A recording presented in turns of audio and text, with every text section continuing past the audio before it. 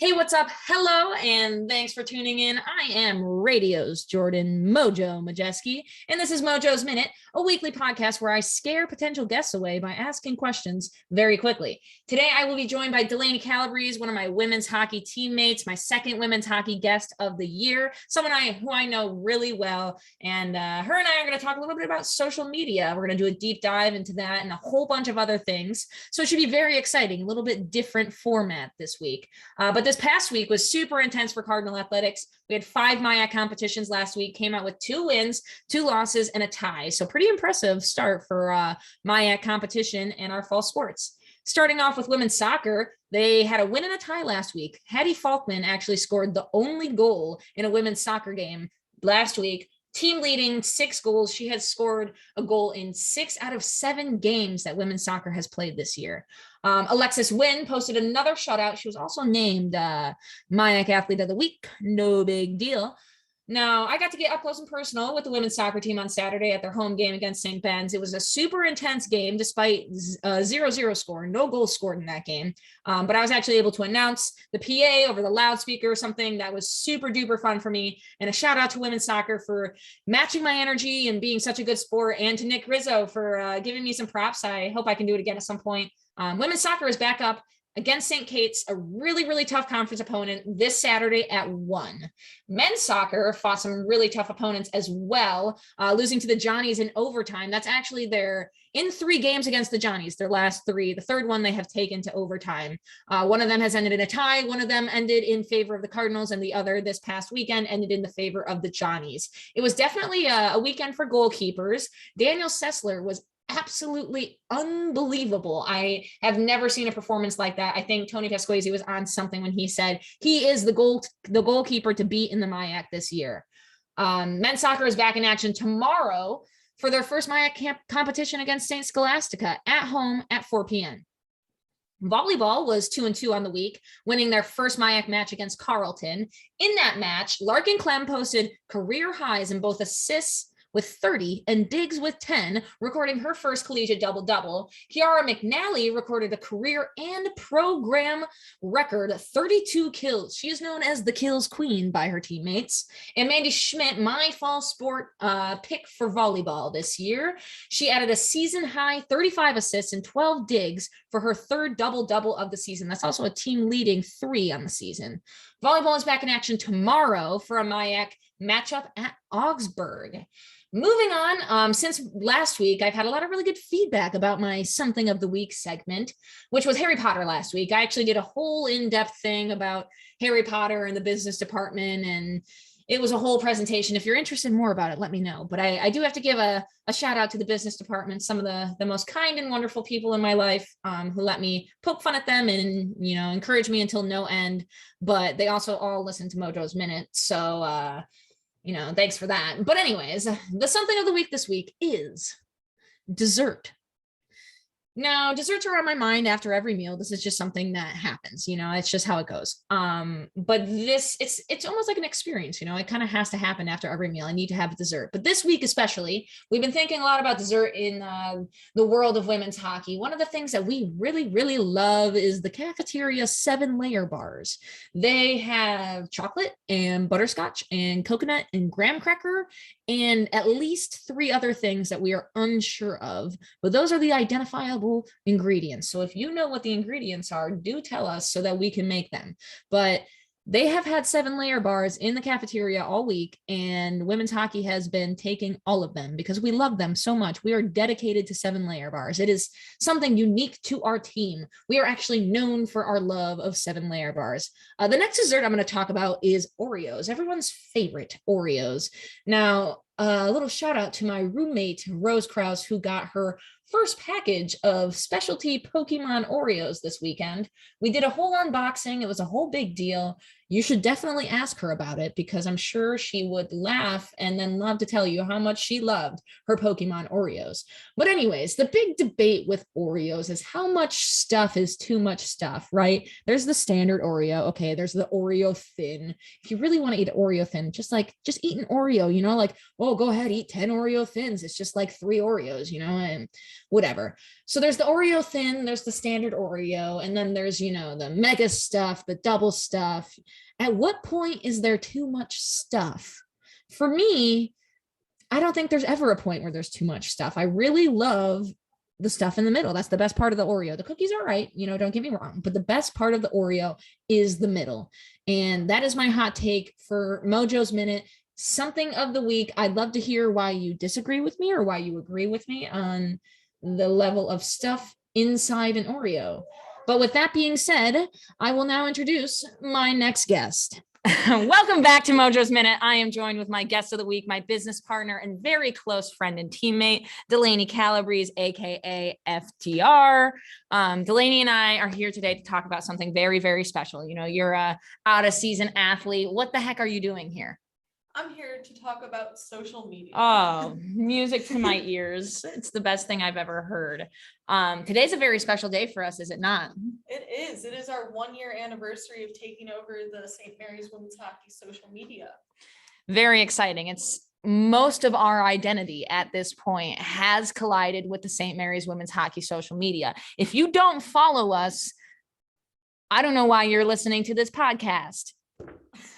That's me being firm and marketing St. Mary's Women's Hockey on social media. So tell me, Delaney, I'm going to ask you a bunch of questions that I know the answer to, but this is an interview after all. So what do we do as social media managers? Well, we took over when we started. We took over the team Instagram and Twitter, as well as we started a Spotify account, which links some of our players' game day mixes, just stuff that kind of let people have more of an insight to who we are, as well as athletes, and see what we do to get prepped for games. And we also started a Facebook account because we knew that a lot of our demographic was parents, and we knew that Facebook was a better way to reach them. So we do the posts, we make our teammates send us photos of everything they do so that we have content. We track how many likes we get, what does better than other things. We connect with our alumni who haven't been here for 20 years, but they still want to know what's going on with women's hockey because they started a legacy in 1998, the first year that St. Mary's Women's Hockey ever existed. And, we want to connect with them because they started it all. Like, they're the reason we're here. And every women's hockey alumni can be traced back to another player. Yes. Explain your theory on that. So I played with somebody who 4 years ago was a senior when I was a freshman. And then 4 years before them, when they were a freshman, somebody was a senior. And you can go down the line and everybody is connected back to that first team. Everybody knows somebody who was on that first team. Like, I know Ashley Corcoran, and she knows who was a senior her freshman year, and so on and so forth. So we're all connected through some sort of way. That 9 degrees to Kevin Bacon really applies to the team. Yes, that's a good one. And our alumni are important to us. We've connected with a lot of them, you especially. How did you find most of our alum, and what's the percentage like? I think we're at 83 or something % of alumni we've been able to get in contact with, and above 90, I think we've been able to track down in some way. So we're definitely paving the way for alumni interaction. Yeah. So it really goes back to that. You've all connected with somebody who's connected with somebody who played before them. So it's like my friends on Facebook are the people I've played with in my 4 years here. And then the people who were a senior my freshman year were connected on Facebook. So like we could find the names online, but I was able to track down Facebooks and Instagrams and different way to contact our alum because we're all connected, especially through social media. So it's really cool because through like finding them, we've been able to talk to some of them, and we've even named awards this last year. And we were able to get alumni input as to who we should name it after. That way it wasn't only recent alumni we were honoring, but we were also naming it after girls who played here 20 years ago, who were a big part of this program and left some huge records. And like, if we weren't able to talk to some of these people, all we would have is stats. But as anyone who's ever played on a team knows, there's a lot of times way more than stats that goes into a team. Definitely. And something that has kind of evolved is our role with social media, especially in the way that we've taken over just about everything else that has to do with the team. So not only now, I think we have a YouTube page as well, don't we? Did we make that happen? I think we did. I think we started it. I don't know if we posted it. I don't know if we did. But follow us on YouTube, I guess, too, and Spotify. That's one that doesn't get enough appreciation on our Music Mondays. But we started doing a few more things as well. Promotions in general. Obviously, we just talked about alumni for a couple minutes. So we're basically women's hockey alumni relations at this point, as well as any of their spouses or significant others that went to St. Mary's. We have pretty good interaction with them as well, and their parents and their brothers and their siblings. So in a way, we're really connected to a lot of people. But now we don't only do social media, do we? What else do we do? As she said, we do alumni interaction, and we also do promotion for our games. Like, besides just posting on social media, we're trying to get different events going in games to make games more exciting for the fans, because like you could watch a game online at home if you wanted to, but there's something really different about being in the arena, especially when there's a bunch of different activities going on. Now, we did some research too last fall. Talk a little bit about our research and what we were able to accomplish and what the goal is with that. So we did a survey of St. Mary's students, faculty, and staff to try and see why people came to games, because like, you know, as a student, there's a million different activities going on campus every day. And so there really is something that drives you to go, I want to go to the soccer game today. I want to go to the volleyball game, and just how those decisions are made. So we started a survey that asked students what games they did attend, how often they attended, which sports they went to more, why they did it. And we've left it pretty open as to why, because we know as a student, there's a lot of different factors that can drive you to want to go to these games. And what we found is people like the connection. Like if I know somebody on that team, I'm highly more likely to go. Or if I know the game's happening, or if there's something special going on at the game. And it's really funny because we had to get a lot of approval to do this sort of stuff.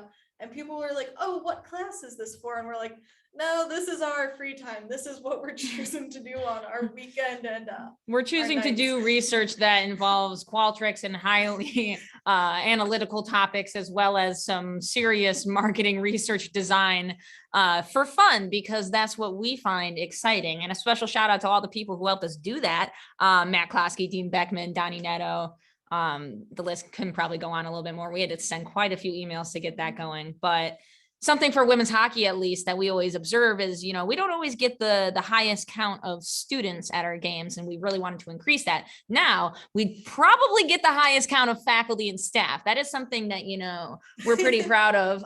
We're actually looking forward to doing a faculty and staff appreciation night along with our other promotional events. But before we start talking about other sports teams, let's continue to promote women's hockey. What are the promotional events we are doing this year? We're going to do a cancer awareness night. We did it 2 years ago. We didn't have the opportunity to do it last season just because of how our schedule was. We're doing the staff and faculty appreciation game. We're going to do a youth hockey night against Concordia, where we will also be giving out free popcorn because cobbers. Pop the cobbers. Let's go. Do we have any more? I think that's about it. Obviously senior night. But yeah, that's pretty much what we have going on. Oh, the Cardinal Icebreaker event is back. So we will have food trucks and puppies and hockey, and you can skate with the players. We hope to see some of you out there October 23rd against Marion at 2:00. I believe that's a Saturday. So that's coming up pretty quick on us. You know, we got about a month left. It's about time to get into our promotional mood there and get some fans at our games. But enough about women's hockey. We'll come back to that. Never enough about women's hockey. You're right. Never enough about women's hockey. Let's talk a little bit about fall sports. I'm going to run you through a bit of an exercise in a way. Fall sports, soccer's, men's and women's, cross country, and volleyball, all very different fan experiences. What suggestions would you have to them, either on the social media side, the promotional side, how to get more people at those games? What do you think would be interesting? Well, I think volleyball especially has been doing a really great job with their social media, really increasing their presence online, like having their own photo shoots with the players so that they have all these different photos to post for games is really nice, because it's a little reminder when they send out that post that, hey, it's game day, watch or come or support the team however you can, even if it's having a volleyball player in your class and saying, hey, good luck in your game tonight. As a player, it means a lot. And I think getting fans involved is a really big thing that drives fans to games. I know me and a couple other women's hockey players got to play bubble soccer at the soccer game a couple weeks ago. And, that was really fun. They had watermelon eating contests, which a couple teammates also participated in. Just getting stuff that you can't get anywhere else. Like, if you watch the game on TV, you're not getting that experience. It's all about that experience that you're trying to create by going to your game. Definitely. I agree. And we're looking more at indoor sports, which makes things a little bit easier for us to do some promotional events in the winter, free giveaways, things like that. Those are things that people really like. But in terms of social media, we've done quite a few things. Rattle off some statistics for me, just because I like to hear them. So since taking over, we have gotten 648 new followers on Instagram, which is a 229% increase, which isn't bad for a year. It's just under 2 new followers a day for the entire year, which is pretty good. That's pretty impressive. Yeah, especially since I think it was like October, we gained like 200 followers in a month when we first started. We really went at it hard. We also have upped the average to 108 likes per post, which is an 83% increase. We really focus on, because we keep track of how many likes each of the posts get. And we really we look at what people like more. People like puppies. And that's what we found. It's true. People do like puppies. People also like Matt Klosky. He went Instagram viral on our account several times, actually. For a while, until we posted some memes, he was the most liked photo of women's hockey social media. But yes, we track all of Instagram and Twitter analytics, likes, comments. We're really working on increasing comments, which, anyone listening, comment on every post. So it's not just Delaney and I interacting with ourselves in multiple scenarios. We've also found that people really like voting for things.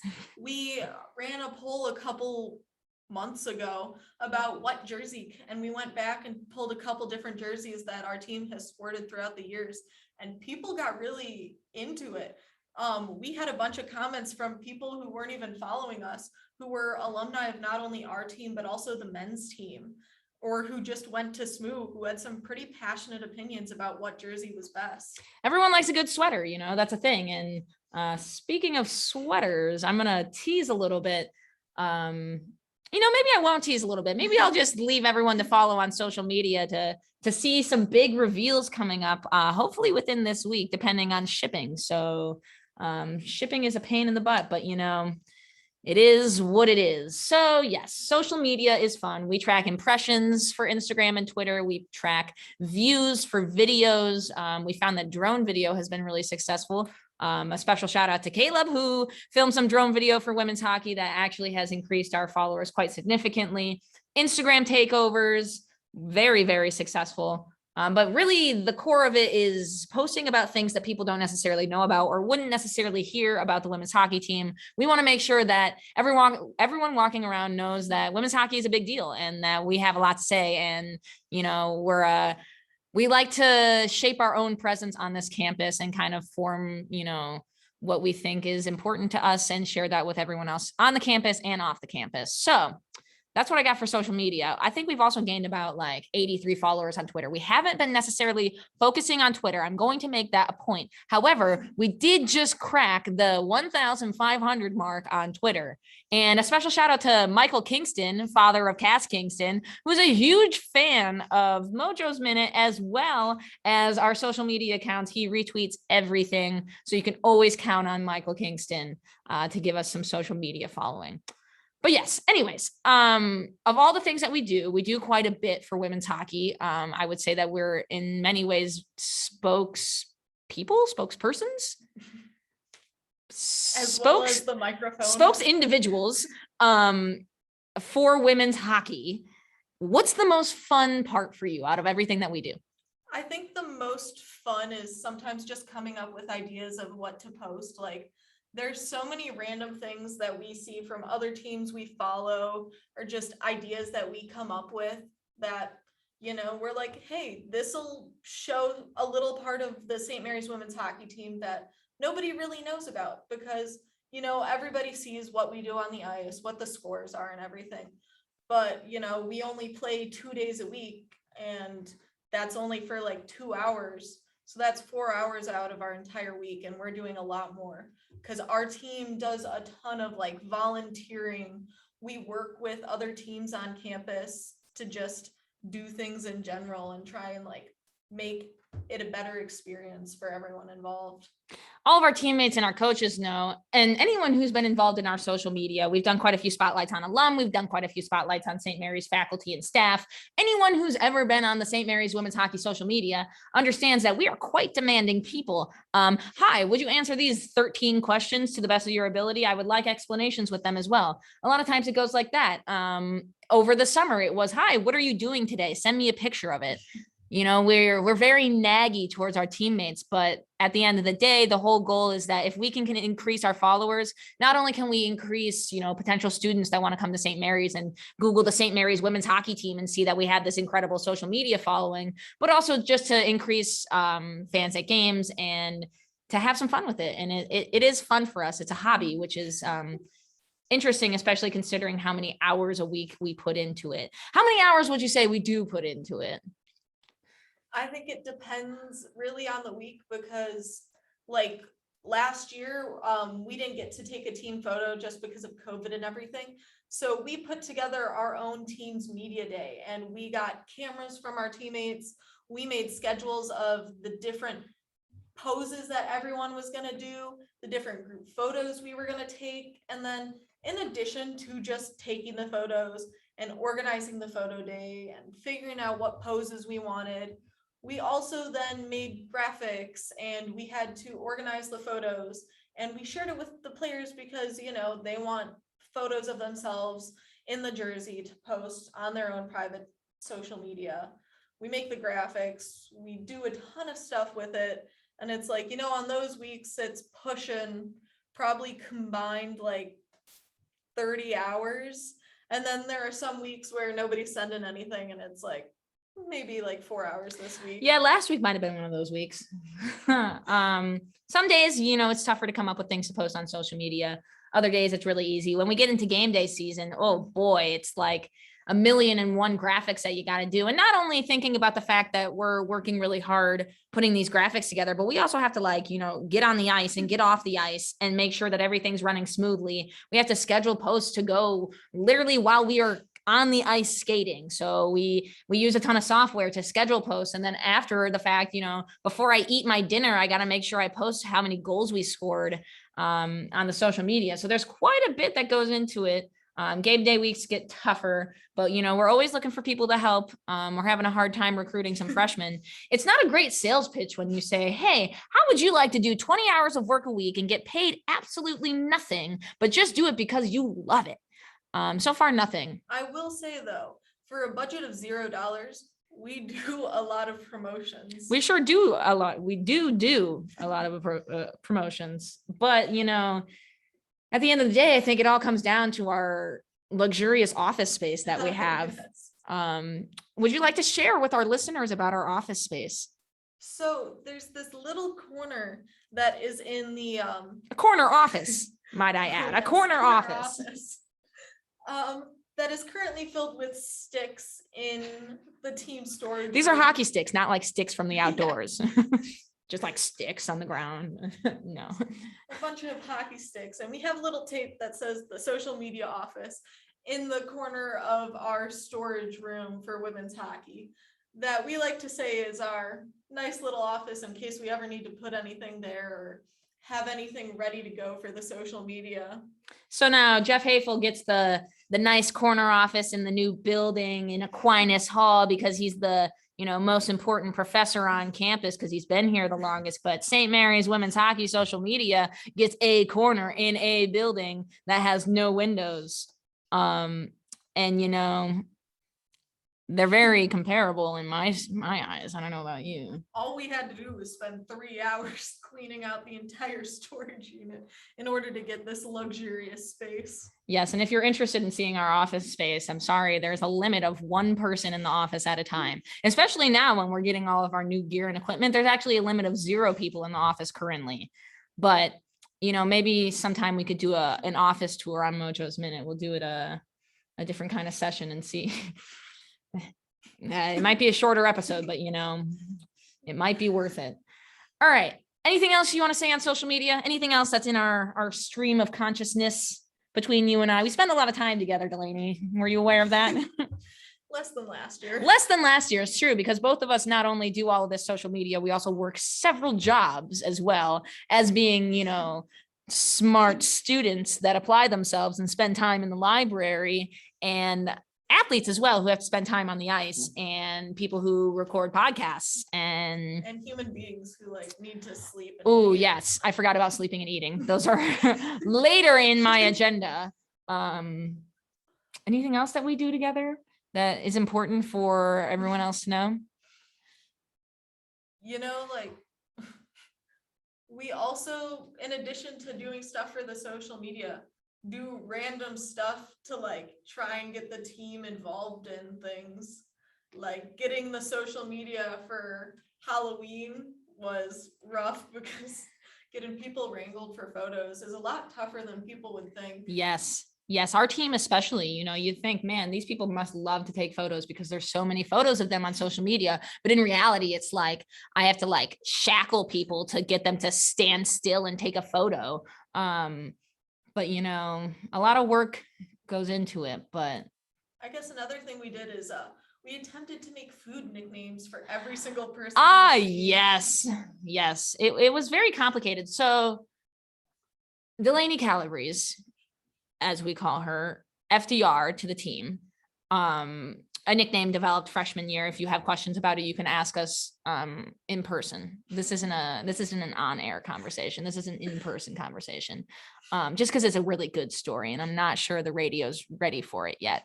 We call her FDR. So what happens when you give someone a nickname, eventually it gets shortened even more. So we went from FDR to Feder because it was just too hard to say F. And then from Feder, we went to fritter, like an apple fritter. It's spelled with T's, like the actual spelling of an apple fritter. It is not spelled with D's, much to contrary belief. Some people have, you know, some pretty aggressive opinions on this. However, we are grammatically correct at St. Mary's Women's Hockey. So it is spelled with T's. So naturally, Delaney ends up with the name fritter, apple fritter. So we somehow got from Delaney to a food. Now we one day decided it was a good idea to do this for everyone on the team. We got significantly far. I don't think we got to everyone. I don't know if I have one. Do I? Well, let's check the spreadsheet. We have quite a few spreadsheets, as well as a complete shared drive that contains millions and millions of documents with a whole lot of words. Oh, there's so many sheets on this. Where is it on the history? I think it might be. This is really fun for my listeners to hear us click on computers. That's the same sheet that you were just on. There you go. History stats, everybody. Ask Delaney Calabrese about it sometime. All right. Back to food. I don't have one, do I? That's a shame. Well, I'm submitting this to my listeners to, you know, tweet at me with a food nickname that can go off of Mojo. But we're going to read a few of them just because it's worth your time. Sam Carlson, freshman year, started the nickname of herself Tammy because she was approached by this guy who went, "Hey, your name's Tammy, right?" And she just went with it. So Tammy 2. From Parks and Recreation, obviously, Ron's second wife, Tammy. So Ron Swanson, mustache. Does Stanley have a mustache? From The Office. Pretzel Day, Pretzel. So Sam Carlson gets all the way to Pretzel. We also have Allie Herbs and Gerbs, Sandwich. One of my favorite ones, Jenna Kurkowski, goes by Kirky. She's got a long last name. Kurkowski to Kirky. Kirky can go a lot of different ways, but Kirky actually goes to Cookie. We've actually thought about Kirky to Jerky as well. So there's some consideration there. Annie Carmine, I like to call Annie Chicken Parmine because it just makes sense, right? Annie Carmine, Parm, Chicken Parm. Rose Krause, another good one. Hers is Brussels sprout because Rose's boyfriend Denver's last name is Brussels. So then Rose becomes Brussels sprout.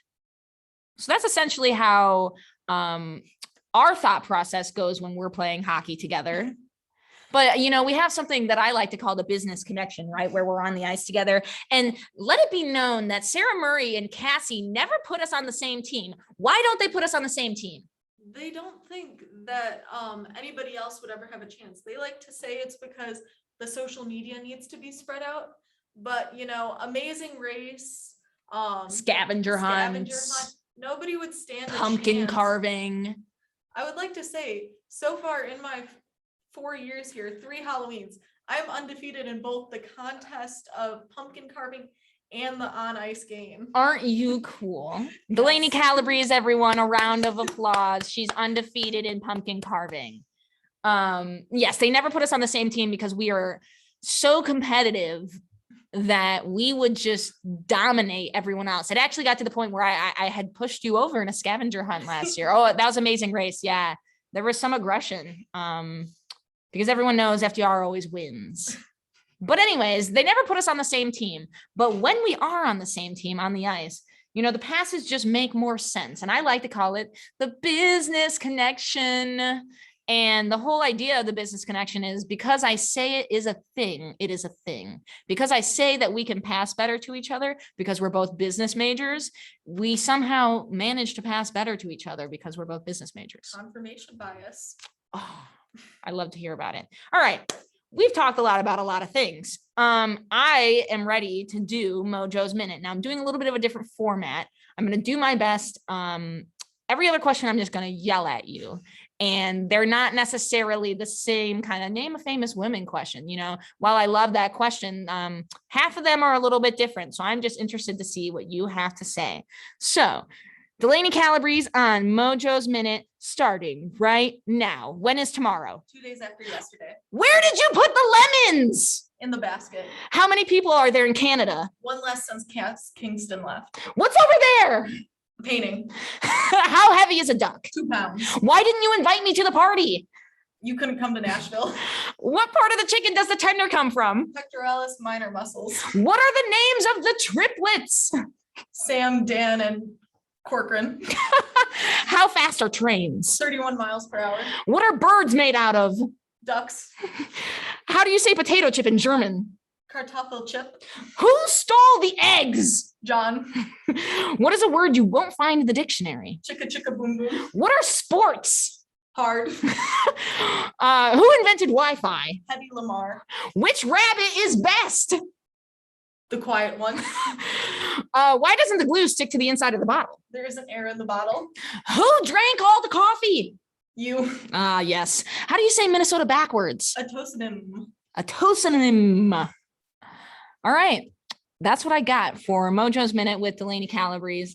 Thank you. It's been a treat. A handshake for our listeners.